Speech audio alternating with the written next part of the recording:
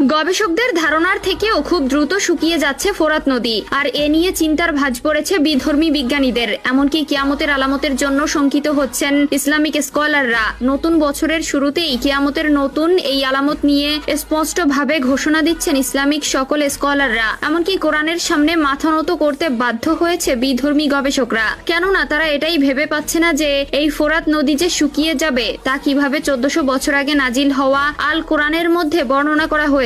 প্রিয় দর্শক, আপনি যদি একজন মুসলমান হয়ে থাকেন তাহলে কিয়ামতের আলামতের নতুন এই লক্ষণ সকল মুসলমান ভাইদের মধ্যে শেয়ার করে দিতে ভুলবেন না, কেননা আমাদের প্রিয় নবী সাল্লাল্লাহু আলাইহি ওয়াসাল্লাম বলে গেছেন, আমার একটি হাদিস যে একজন থেকে অন্য জনের কাছে পৌঁছে দিবে তার জন্য কিয়ামতের দিন আমার সুপারিশ ওয়াজিব হয়ে যাবে। মুসলিম হিসেবে আমাদের প্রত্যেকেরই মহান আল্লাহ তাআলা ও রাসূলের প্রতি পূর্ণ বিশ্বাস আনতে হবে, এর কোনো ব্যতিক্রম নেই। আজ থেকে প্রায় 1450 বছর আগে মহানবী হযরত মুহাম্মদ সাল্লাল্লাহু আলাইহি ওয়াসাল্লাম বলে গিয়েছেন যে কিয়ামতের আগে খুব দ্রুত শুকিয়ে যাবে এই ফোরাত নদী। ফোরাত নদী কতটা দ্রুত শুকিয়ে যাচ্ছে তা বোঝা যাবে কিছু বছর আগের আর বর্তমানের ছবিগুলো পাশাপাশি রাখলেই। এই নদী শুকিয়ে যাওয়ার কারণ কি শুধু জলবায়ু পরিবর্তন বা বাঁধ নির্মাণে? ফোরাত নদী শুকিয়ে যাওয়া কেবল একটি পরিবেশগত সমস্যা নয়, বরং এটি ইসলামী বিশ্বাস অনুযায়ী কিয়ামতের একটি বড় আলামত। হযরত আবু হুরায়রা রাদিয়াল্লাহু তাআলা আনহু থেকে বর্ণিত, রাসূলুল্লাহ সাল্লাল্লাহু আলাইহি ওয়াসাল্লাম বলেছেন, কিয়ামত সংঘটিত হবে না যতক্ষণ না ফোরাত নদী শুকিয়ে যায় এবং তার মাঝখান থেকে একটি স্বর্ণের পাহাড় উন্মোচিত হয়।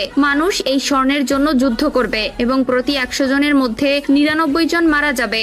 বর্তমানে ফোরাত নদীর পানির স্তর উদ্বেগজনকভাবে হ্রাস পেয়েছে। সাম্প্রতিক বছরগুলোতে নদীর পানির পরিমাণ কমে যাওয়া সিরিয়া ও ইরাকের কৃষিকাজ ব্যাপকভাবে ক্ষতিগ্রস্ত হয়েছে। বিশেষজ্ঞরা এটিকে জলবায়ু পরিবর্তন, বাঁধ নির্মাণ এবং দুর্বল পানি ব্যবস্থাপনার ফলাফল হিসেবে চিহ্নিত করেছেন। অর্থাৎ স্পষ্টই বোঝা যাচ্ছে মহানবী সাল্লাল্লাহু আলাইহি ওয়াসাল্লামের বলা সেই ভবিষ্যৎবাণী খুব শীঘ্রই সত্য হতে শুরু করেছে। আরেকটি হাদিসে বলা হয়েছে, ফোরাত নদী শুকিয়ে গেলে তার তলদেশ থেকে স্বর্ণের পাহাড় বের হবে। যে ব্যক্তি সেই সময় উপস্থিত থাকবে সে যেন সেখান থেকে কিছু না নেয়। এখন প্রশ্ন হচ্ছে, আসলেও কি এমন কোন স্বর্ণের পাহাড় প্রকাশ পাওয়ার সম্ভাবনা আছে? তবে খুব সম্প্রতি ফোরাত নদী শুকিয়ে যাওয়ার পর এর তলদেশ থেকে উন্মোচন হয়েছে এক সুড়ঙ্গ। সুড়ঙ্গের আছে নিখুঁত সিঁড়ি ও অবকাঠামো। প্রতিনিয়ত সেই সুড়ঙ্গ থেকে বিভিন্ন ধরনের আওয়াজ শোনা যাচ্ছে। এর থেকেই অনেক প্রত্নতাত্ত্বিক ও গবেষকরা ধারণা করছেন ফোরাত নদীর তলদেশে হয়তো একটি নতুন জগৎ অথবা বিরাট স্বর্ণের খনি রয়েছে। কেউ কেউ বলছেন এটি একটি প্রাকৃতিক খনি, যাতে প্রাকৃতিক নিয়মেই স্বর্ণ জমা হয়েছে।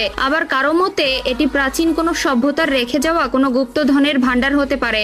বিজ্ঞানীরা বলছেন এই সুড়ঙ্গের পথ ধরে এগুলোই উদ্ঘাটন হবে এই সোনার রহস্য।